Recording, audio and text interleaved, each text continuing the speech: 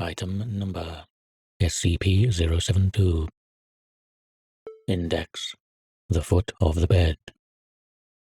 Object Class: Safe.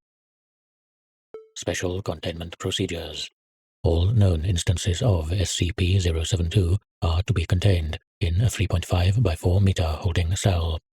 Access is allowed only during authorized testing procedures.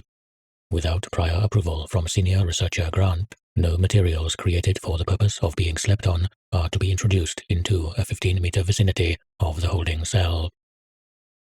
Description: instances of SCP-072 were first discovered in an apartment building in Michigan after 2 local media reports on SCP-072's effects caused a local panic, which drew the attention of Embedded Foundation Agent.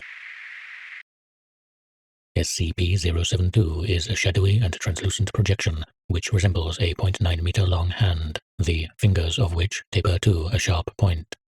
Detailed recording of SCP-072 is difficult, as it does not manifest at light levels above 5 lux.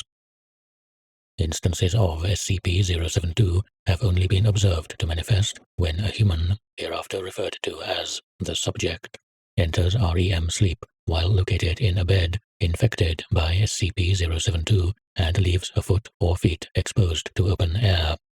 If these conditions are satisfied, SCP-072 will emerge from the foot of the bed and appear to use its pointer finger to tap on the subject's foot until they awaken. Subjects have reported that, at this point, they are unable to move, showing symptoms similar to sleep paralysis. This continues as long as SCP-072 is visible. SCP-072 will then use its pointed fingers to cut portions of flesh from the exposed parts of the subject's foot or feet. It will return to within the bed in between each removal, emerging without the collected material. This will continue until SCP-072 has taken all of the exposed foot or feet, stopping at the ankle. Though subjects exposed to SCP-072 report this process to be immensely painful, its paralytic effects render them unable to scream or call for help. It is unknown if manifestations of SCP-072 feed on the collected material or use them for some other purpose.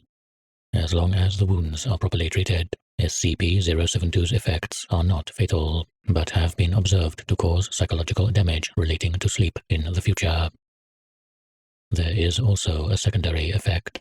Any bed within an approximately 10-meter vicinity of a bed which manifests the effects of SCP-072 will also host an instance of SCP-072.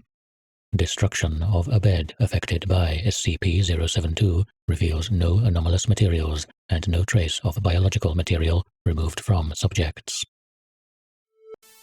Addendum: list of known SCP-072 objects. SCP-072-1, -2, and -3 recovered from original apartment complex, 3 twin-sized beds, which were located within 10 meters of one another. SCP-072-4, a king-sized 4-poster bed contaminated during SCP-072's time in site. Temporary anomalous objects holding. SCP-072-5, a sleeping bag with bottom removed introduced to SCP-072-1 for testing.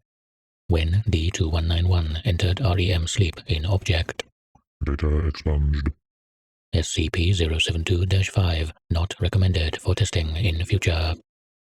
SCP-072-6 and -7 beds introduced to SCP-072-2 and later destroyed for examination.